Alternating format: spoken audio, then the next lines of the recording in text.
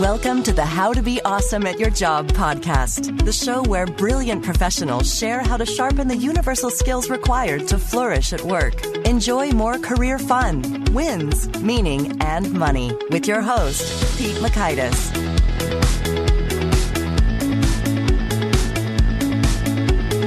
Hello, and once again, we have a fantastic guest. It is Michelle Gielan, and she is sharing some really cool research and principles and tactics all around how improved happiness leads to improved performance and just feels good. So you're going to learn, one, how happiness truly does translate into career performance. Two, how to use small shifts to talk about solutions instead of problems. And three, the 4 C's of delivering bad news better. So if you want to check out the show notes, the transcripts, the links to things mentioned, that's over at awesomeatyourjob.com/F49.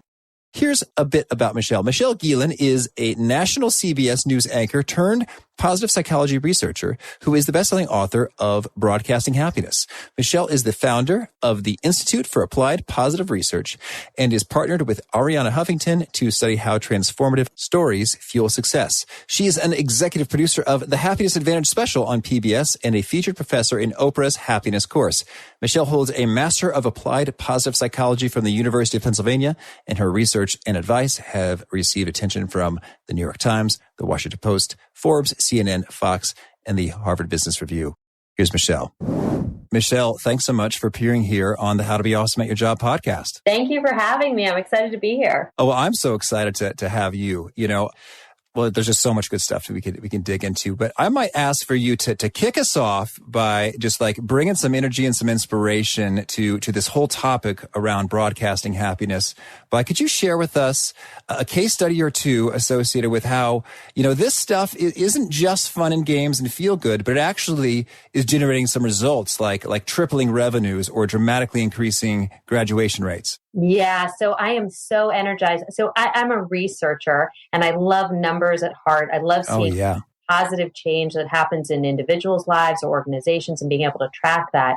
But what's most exciting is being able to see it on an organizational level where many people are benefiting, the business is benefiting, and everyone's just, reaping the benefit. So broadcasting happiness, the core idea around that, I'm a journalist originally. I was a national anchor with CBS News, turned positive psychology researcher. The reason is I got tired of telling negative news stories. Mm-hmm. But what I also came to see was that we're all broadcasters. All of us are constantly broadcasting information to the people around us. We're sharing information. We're transmitting through our verbal and our nonverbal channels messages that either create success for everybody or hold us all back.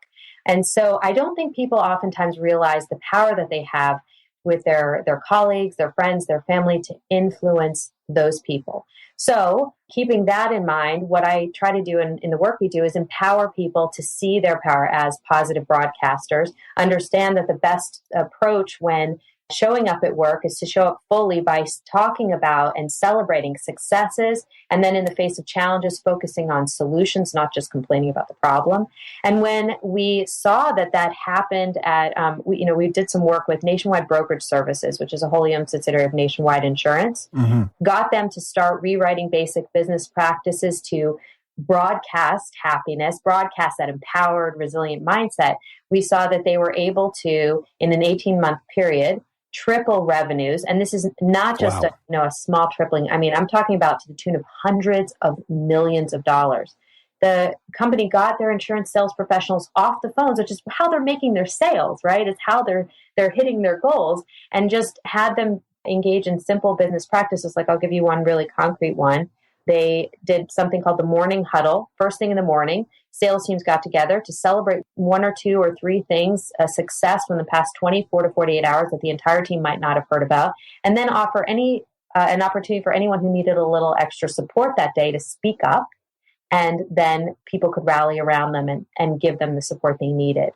That was one small change that led to not only a tripling of revenues, but they also saw an increase in new insurance application rates by 237%. And this is all in an investment of time of 1.5 years. That's it. And then you mentioned, you alerted to the school district we did some work with. They brought their graduation rate up from 41% to 92% in 8 years again, by celebrating successes, talking about solutions in a very specific and research-based way. The progress there has been amazing. Oh my gosh. Well, that is exciting. And I love numbers myself. So we're two peas in a pod there. And that really kind of, I think, puts it in a great frame or context that it's not just about, feel good, because I mean, feeling good's great and probably worth it in and of itself. But there's also a great justification to make that investment of your time or your team's time in order to pursue some of these avenues. And I just even love your title, Broadcasting Happiness, because that's one of the things I walked away with when I read Sean Acor's book, The Happiness Advantage. He didn't say it, but when he started talking toward the end about our mirror neurons, I think, mirror neurons and how what we do really does impact others, which in turn can impact others. I walked away thinking, oh my gosh, not only is happiness an advantage, but it's kind of like a duty or obligation I have sort of morally in terms of my time on this planet. Now, I tend to make things intense, but that's really kind of how it struck me. Well, it's so funny because, so what people might not know is that Sean Acor and I are actually married. We're two married happiness researchers. We have a 2-year-old. And so when we had our son, no pressure there, but people were like, oh, so he's going to be the happiest kid on the planet. Oh, okay. But I wish I could invite everyone to come and sit with us around our dinner table, because we talk about these exact topics, which for me are the most fascinating and interesting things ever, right? I'm obsessed with happiness research and how we can live to our greatest potential. I believe inside of everyone is this beautiful, bright light. How they show up every day is an expression of it. And we have so many opportunities to not only positively influence our levels of happiness and the success that comes with it, but also do that for other people. And so just the other day, Sean and I were discussing this concept of how, and we've had many talks about this, but there's a societal belief that says you can't change other people. Because I think everyone has had an experience where you've had that really negative person in your life, and you see that they are trapped in this story that's basically not working for them. It's holding them back. It's making them believe that they are less than, that they're undeserving. And quite frankly, we've all been in that situation too, where we've just latched onto a story that's not working for us. It's a very human thing. But with that other person, we've tried to show them the light, to help them see that there's this beautiful path forward that's just waiting for them, and it hasn't worked. We haven't been able to change them. And so I think what happens is we globalize this viewpoint and we start to say, well, I couldn't change that person, and so I can't change other people. I can't, or like maybe our mom said that to us growing up. My mom said, I love her. She's a wise woman, but I think she got this one wrong. But she would say, oh, you can't change other people. That's why when you're looking for a man to marry, don't find one that's half baked. Find one, don't find a project. And they said, okay, well, I followed that one. But I think, though, that what this means is that what we're seeing in the research now, there's this compelling body of research in positive psychology, in neuroscience, like you're alluding to with the mirror neurons, and in social psychology that says, actually, no, you can change other people. It might not happen exactly the way you want on your time schedule, but we are constantly influencing other people. I'll give you just one example of a study that I love. Test 3 people and get a sense of their mood. Send them into a room, have them sit there for just 2 minutes, not saying a word, and then test their mood after those 2 minutes. What we find is that the person who was most non-verbally expressive of their emotions actually infected the other 2 people in just those 2 minutes. So when you test them afterwards, they're exhibiting more of that mood of that most non-verbally expressive person. And we've all been in that meeting where someone sat there and kind of crossed their arms and you're presenting an idea and they're shaking their heads. We pick up emotions like secondhand smoke, good or bad. And so if all those negative people can infect us, well, we can, as positive people, infect others as well. Oh, I'm convinced. And I've been there. I've seen it in terms of when certain people walk into the room, your energy surges or it wanes. And so I'm right with you. So now I want to hear, you mention among your book teasers that there are some small shifts in the way we communicate that can create some big ripple effects with really eye-popping stats from 20 to 40% boosts in productivity, performance ratings, sales, lower stress. So I got to know, what are some of these small shifts that we should start doing right away in our communication?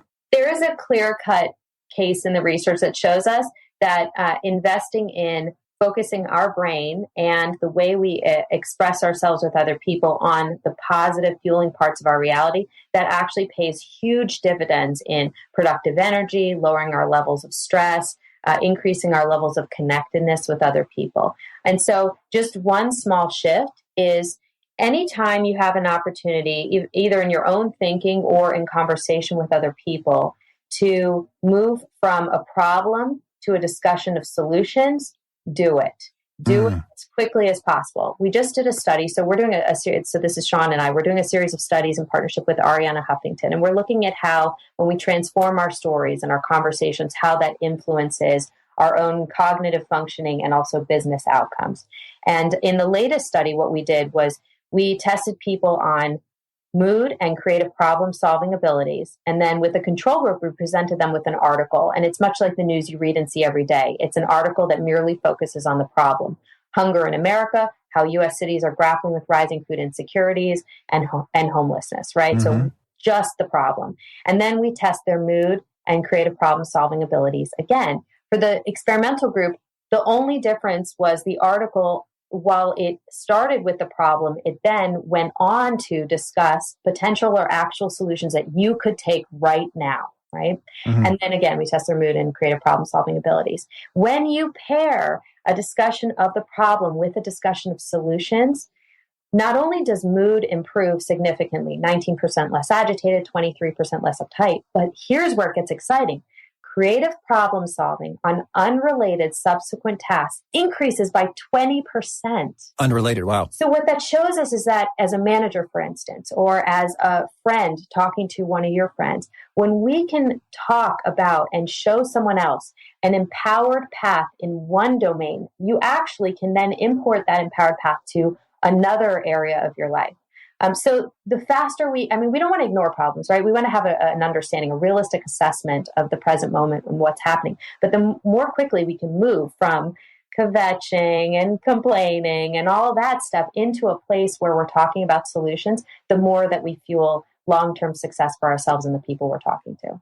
Oh, that's so good. So a quick shift as soon as you can from just talking about the problems and maybe whining or stewing on them into talking about solutions. What are some other quick shifts? So the really easy one, this is a 3-second behavioral change that we found has had incredible results. I call it the power lead. It's actually the first chapter in my book when you get to the strategy section, because I think it's just so easy to do. The power lead, it's taken from my days in media. Normally, newscasters and producers follow the old adage, if it bleeds, it leads. Mm-hmm. For your own personal broadcast, you want to take the opposite approach. You got to ask yourself, what's your top story? What are you telling people? The power lead is starting off conversations and other interactions with people by saying something positive and meaningful. If I know the first few words of a conversation, I have a high degree of likelihood as a researcher of predicting the outcome of that conversation. We've seen in meetings at work, it starts off on a good note, it goes well from there. It starts off on a bad note, and it just tanks. So this is for our own things, our own conversations. Next time someone asks you, hey, how are you? There's a massive difference between starting off by saying, oh, I'm so stressed, I'm so tired, which people can only meet you with two responses. Either they have compassion, oh, I'm so sorry, or they play misery poker with you. Oh, me too.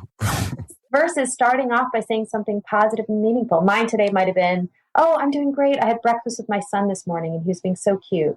So simple, but that 3-second behavioral change creates connection. It takes the lead on the conversation. It empowers other people to see that the social script says, we talk about good stuff here, and maybe they'll match in kind. And ultimately, it changes the trajectory of our conversations. I really like that. And so I think when you talk about having a power lead, it's almost like you've thought about it in advance. So you're ready when they say, how are you doing or what's new?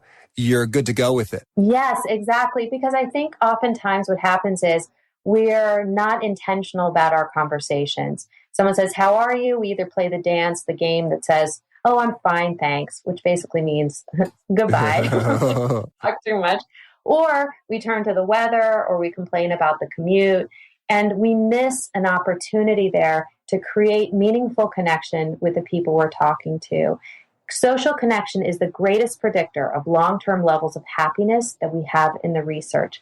Every time we create connection with our clients, if we're a sales professional, with our colleagues while we're working on a project, with our spouse when we come home, and instead of saying, "Oh, honey, my day was so stressful," we say, "Tell me what was the best part of your day," or "Let me share this great thing that happened to me," even if it was just small. Those are moments in which we are deepening the bond we have with those other people. And ultimately what we then see is it also improves business and educational outcomes that we've been tracking in the research. Oh, this is so good. This is right up my alley. It's so fun. So fun. Hell, you seem to have a positive disposition.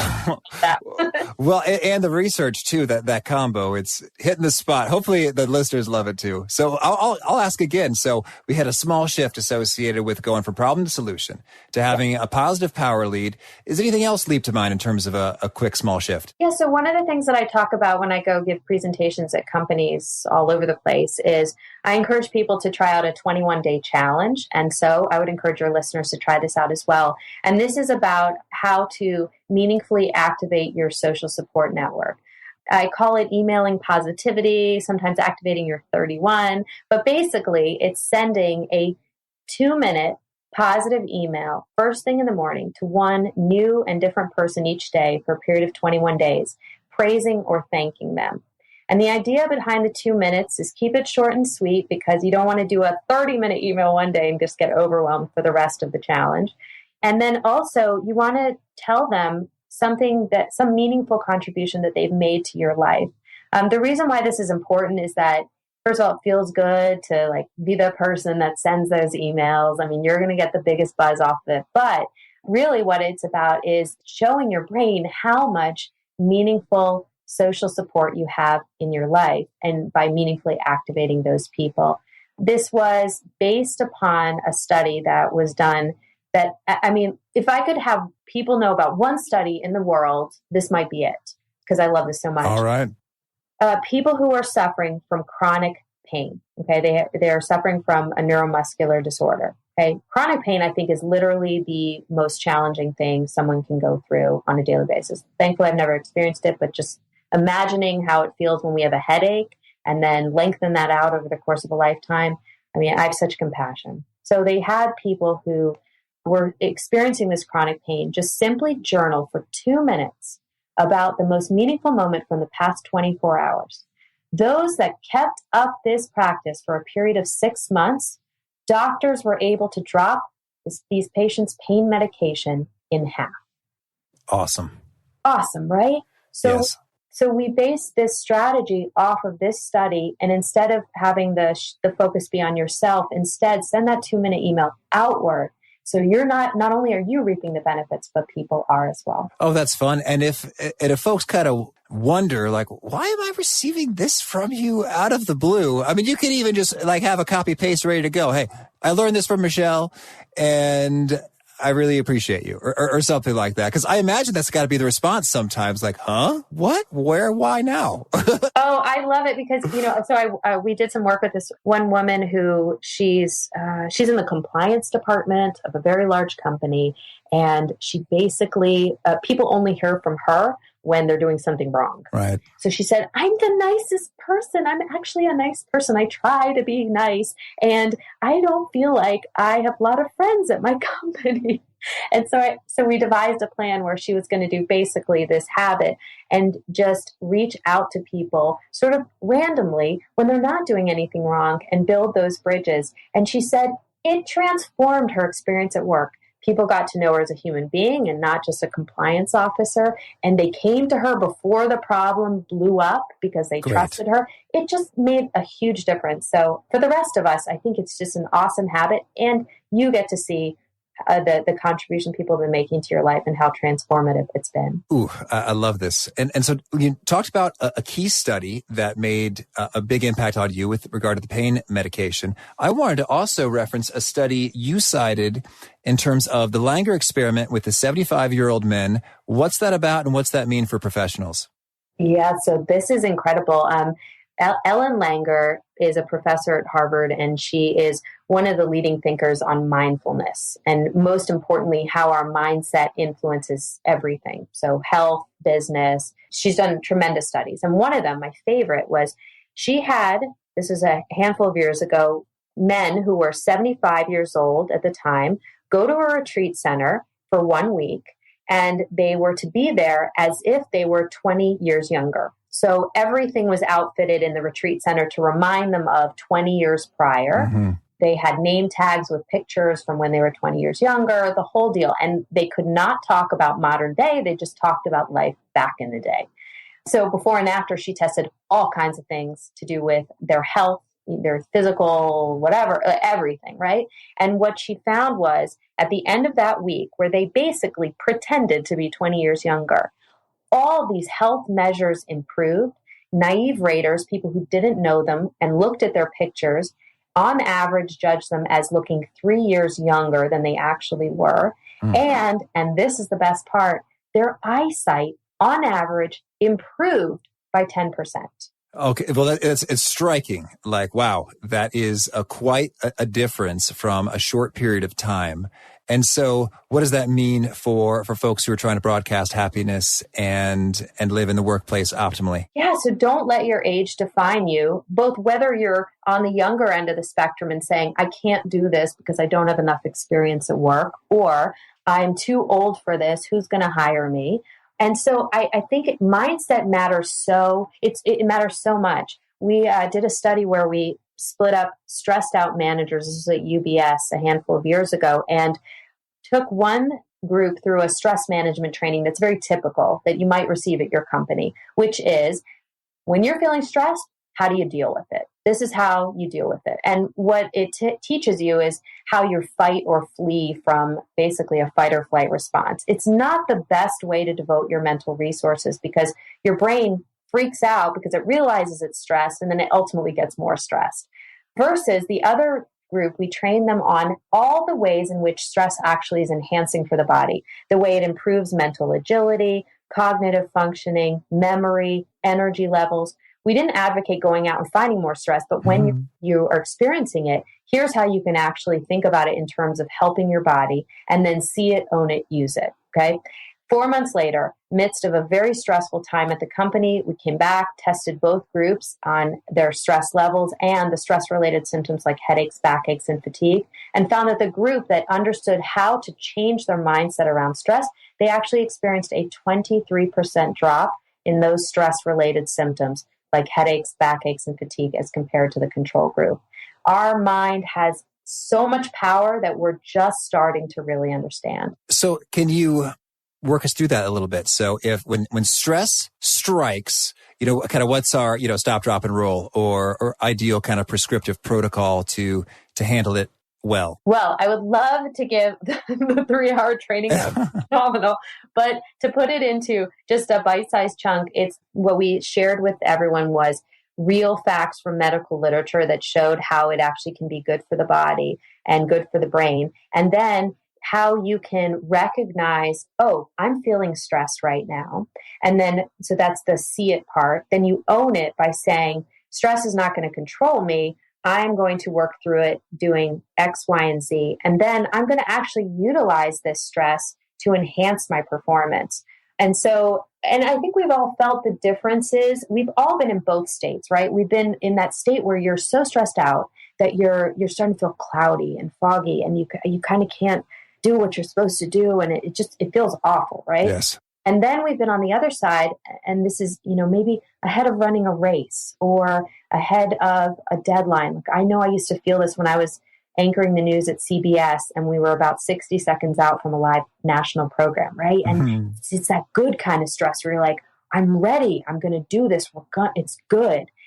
And it just feels like you're at the top of your game. And so the more we can recognize that stress doesn't control us, that we can realize that we're experiencing it and change our mindset around it, the more then we reap those positive benefits. Oh, beautiful. Thank you. And while we're talking about, techniques and approaches, could you share a little bit about what's the leading questions technique all about and how is that useful? Leading questions doesn't lead someone to a specific answer. It leads someone to positive territory. And the leading questions are best used when someone is coming at you with neutrality or negativity, especially negativity, right? So you show up at work, you've got a negative colleague. You call your relative and they are complaining on the phone yet again. Leading questions help change the trajectory of the conversation by asking a question that prompts somebody to scan the environment for something positive to say and helps get their brain off that neural track of negativity. So leading questions can be, if you're dealing, for instance, with a negative colleague and he's complaining about a boss, oh, this boss is just doing X, Y, and Z and it's driving me nuts and blah, blah, blah. You can gently ask, so what's one good thing that this person has done? Of course, it's all about authenticity, feeling the social environment and finding a good fit in the moment, right? You don't want to ask a question that's going to anger somebody. But the more that we can get them to focus on successes, wins, resources, connections, ways in which their skills can contribute to their success, for instance, or good moments of their day, or the gratitude that they feel about their life, the more we're changing the conversation and ultimately changing the social script. My favorite one is when you first walk through the door after a long day of work, ask your spouse, what was the best part of your day? With your kids, instead of saying, hey, so honey, how was school today? Fine. Instead we can say, tell me what was the coolest thing you learned at school today. It gets them, instead of just defaulting to neutrality or perhaps bringing you their biggest stress, you start somewhere positive, and then you can address all the stresses later on, but you do it with a different mindset. Oh, that's lovely. Thank you. And I wanted to also cover when you need to share some bad news, like something has emerged and you've got to deliver that. What are the best practices in doing so effectively and in alignment with this broadcasting happiness research and worldview? So in my book, I share 4 C's, which are the kind of components of responding to negative news and delivering bad news better. But hands down, I think the most important C of all is this idea of compassion. When someone is experiencing negative events, sometimes it's not our fault, it just sort of happens, but people forget that someone else is going through emotions that associated with it, right? And negativity is merely expressed suffering. If someone is complaining about something or some negative event is happening, that person is suffering in that moment. So if we can meet them with compassion, express to them that we are there along with them on that journey, then that makes delivering that bad news much easier. And then, obviously, then there's the other components. You stay connected to them and committed to helping solve the situation. You give context, like, why are we even here? And also build social capital. So those are the other C's in the good times, so that you have connection with them when, rough seas hit. But without a doubt, I think just taking a beat to say, I'm with you. I get what's going on. This is not fun. I know we are in a challenging period and I'm walking alongside you. We'll figure it out. That makes everything else so much smoother. Oh, I hear you. And could you maybe walk us through an example? Like you're going to deliver some bad news to someone and you're going to incorporate some compassion and other C's along the way to do it well. Yeah. So my favorite example is a story I came across about this police officer from Los Angeles. He's amazing. He has pulled over, he's a traffic cop. No one wants to be pulled over. This guy has pulled over something like 25,000 people over the past 20 years. He's gotten 0 complaints. Wow. Yeah.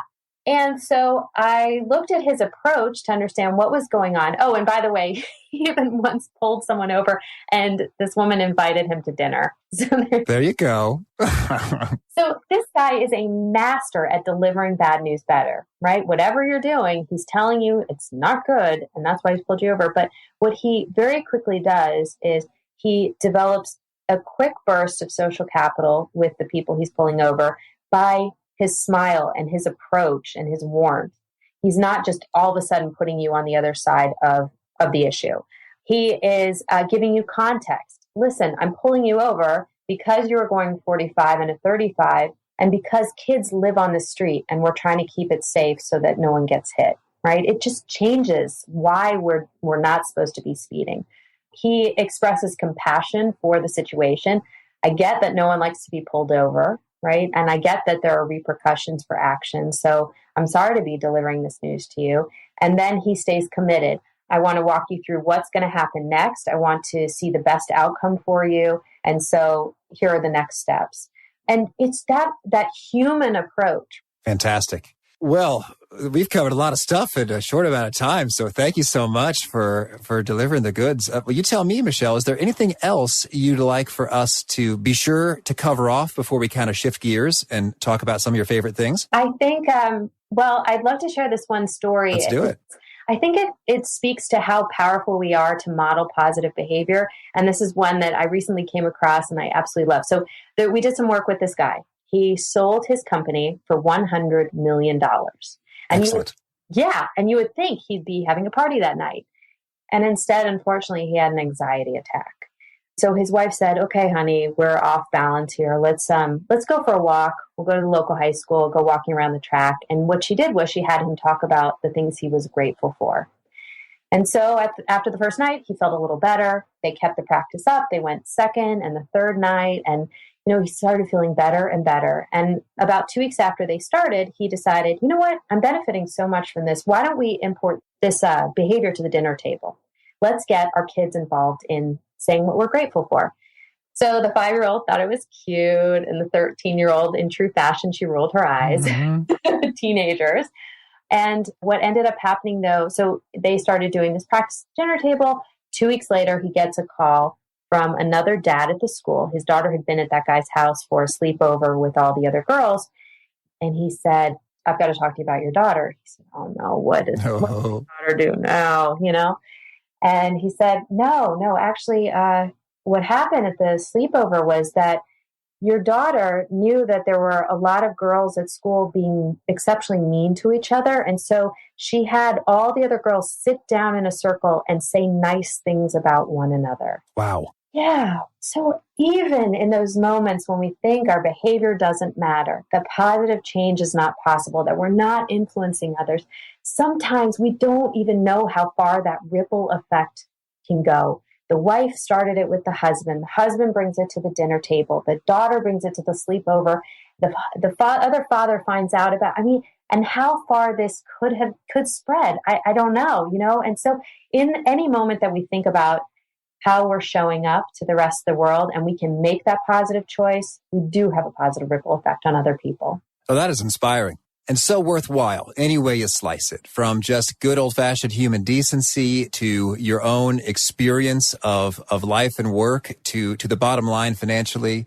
It's a win for everybody. And my kind of stuff. I love it. Thank you. Thank you. Well, so now let's hear a little bit about some of your favorite things. Could you start us off by sharing what's a favorite quote you have, something that inspires you again and again?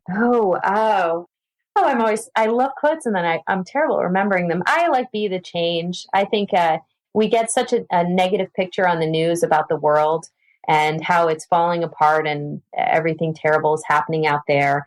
What I see, though, is that there are amazing stories unfolding every single day that we should be covering more on TV and online about people being the change. So just be the change. Modeling is the best way to inspire other people. I try to do it every day. I'm still a work in progress, but I love those stories when I hear it about other people. Lovely. And how about a favorite study? You shared several already, but is there any others that you think are great you'd also like to add?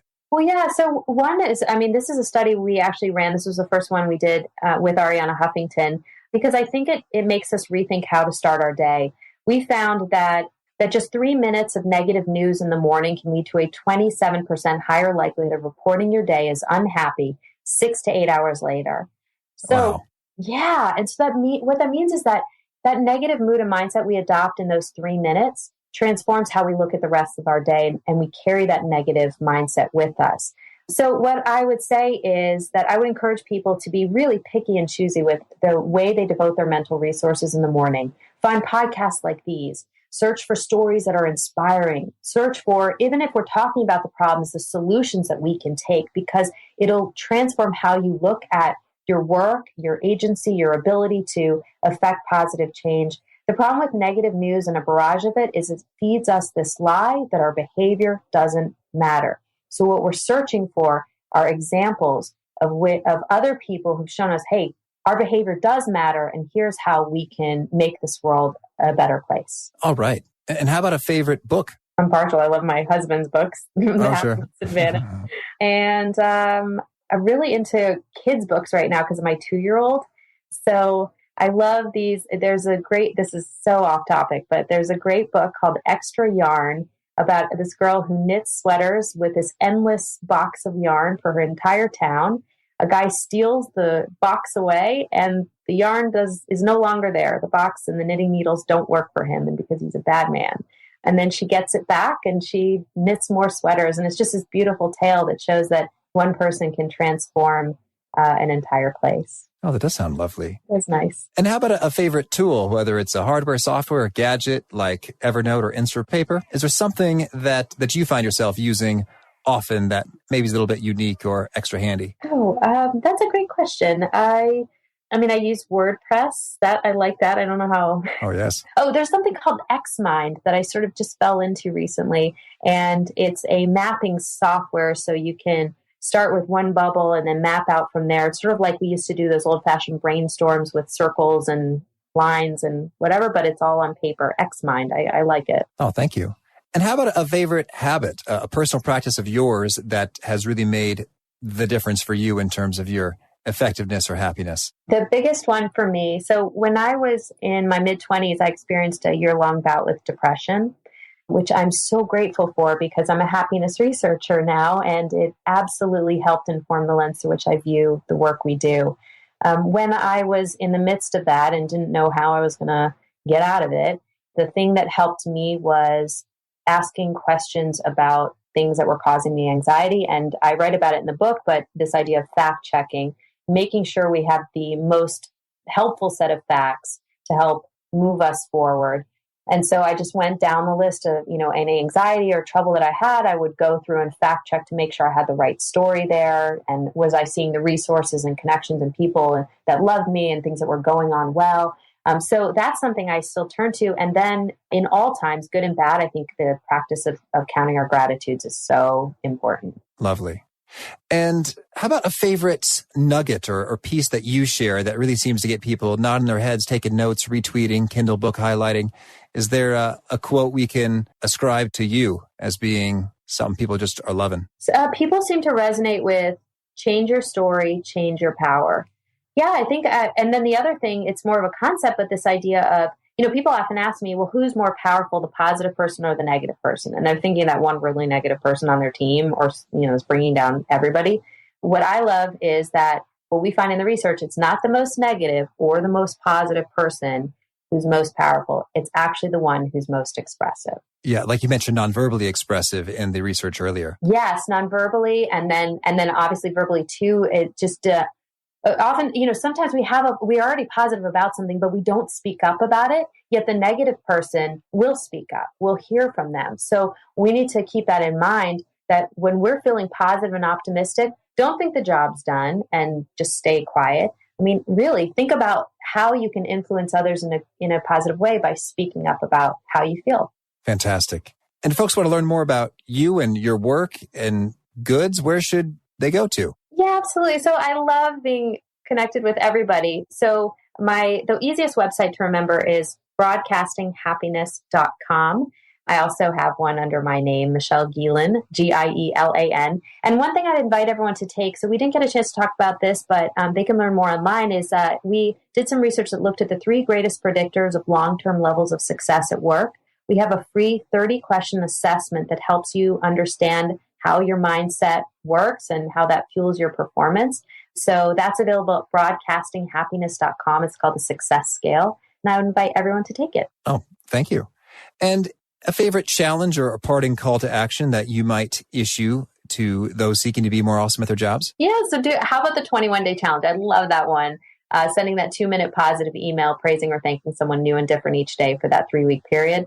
And then please let me know if you have an awesome success story, if some email just rocked somebody else's world. I would love to hear about it. If you go to my website, any one of them, and share your story there. it's always great because then I can pass those on to our community and inspire other people, which to me is so fun. And then I'm also, of course, on social media too. All right. Well, Michelle, thank you so much. This has been an absolute treat, and I'm excited to dig in myself into all these things you've mentioned. So I wish you tons of luck and success with the book and what you're broadcasting, and really appreciate the time here. Thank you. Thank you so much for having me. I love that, particularly the expressing gratitude with quick notes that you can do in under 2 minutes. And as we learned from David Allen, episode 15, if you can do something in under 2 minutes, just do it now.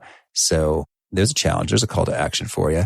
And another one is, I hope you'll stick around for the next episode. We're going to hear from Jim Lukashevsky all about getting the boss to listen to you. And he's got some fun war stories that make that come together. So hope to catch you there, and have a good one. Thanks for joining us for today's episode. To get the most out of this conversation, visit awesomeatyourjob.com to find today's show notes, transcript, and infographic summary cheat sheet. For more entertaining professional skill sharpening, be sure to subscribe to catch the next episode of How to Be Awesome at Your Job.